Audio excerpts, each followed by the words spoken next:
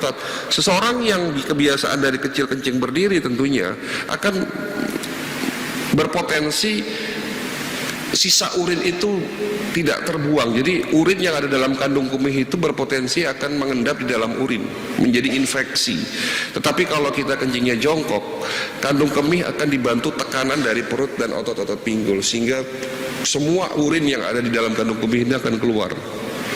Nah, ini salah satu penyebab dari sakit prostat.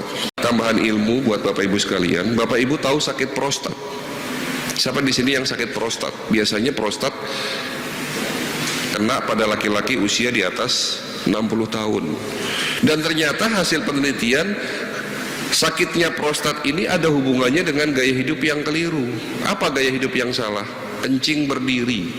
Sementara Rasulullah sudah mengajarkan cara kencingnya jongkok. Apa hubungannya kencing berdiri dengan prostat?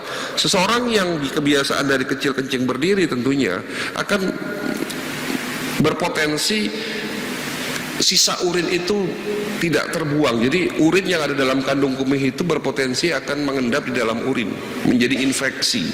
Tetapi kalau kita kencingnya jongkok, kandung kemih akan dibantu tekanan dari perut dan otot-otot pinggul, sehingga semua urin yang ada di dalam kandung kemih ini akan keluar. Nah, ini salah satu penyebab dari sakit prostat. Ini kalau bicara masalah gaya hidupnya Rasul sampai sore Pak nanti, karena banyak sekali yang dibahas di situ. Tapi singkat kata adalah sakitnya kita karena gaya hidup kita yang salah, tidak sesuai apa yang sudah dicontohkan oleh Nabi.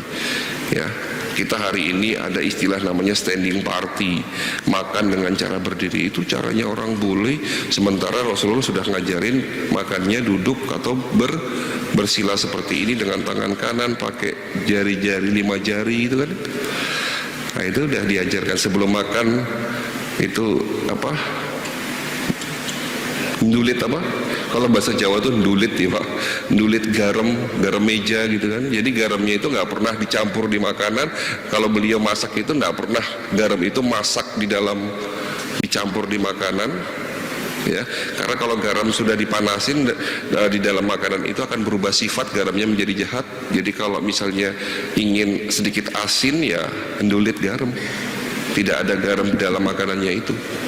Gitu loh. Itu semua sudah diajarkan oleh Nabi kita. Nabi tidak pernah menggabungkan antara karbo dan protein dalam sekali makan. Beliau di saat makan daging nggak pernah pakai roti Pak, nggak pernah pakai gandum, apalagi nasi. Zaman dulu nggak ada nasi ya. Jadi kalau makan daging, beliau campurannya minyak zaitun dicampur dengan buah dan sayur-sayuran. Nah, kita kalau makan nasi sepiring, di situ ada lauknya gitu loh. Orang Indonesia Pak jarang sekali makan daging, tapi tingkat serangan jantung itu tinggi Pak. Sementara orang Arab itu kalau makan daging doyan, tapi ternyata sakit jantung, koroner dan stroke di negeri Arab itu rendah dibandingkan dengan Indonesia. Indonesia jauh lebih banyak. Jadi ternyata tolong perhatikan, kalau Bapak sakit hipertensi, kolesterol tinggi, ya, stroke, ya jangan takut sama daging kambing Pak, jangan takut sama sate, nggak apa-apa makan sate silahkan, nggak apa-apa makan daging kambing. Yang menyebabkan kita sakit itu bukan dagingnya, tapi bumbunya, santannya, garamnya terlalu berlebihan. Nah itu. Ya, dan mungkin dicampur antara karbo dan protein itu tadi, cara makan yang keliru, apalagi kalau ditambah makan malam gitu ya. Oke, kita lanjutkan. Kenapa penyakit kronis sulit disembuhkan? Karena pengobatan yang keliru Bapak Ibu sekalian. Ini semakin menarik nih. Nah, untuk menjelaskan poin 2 ini saya ingin bercerita 3 kasus. Tolong perhatikan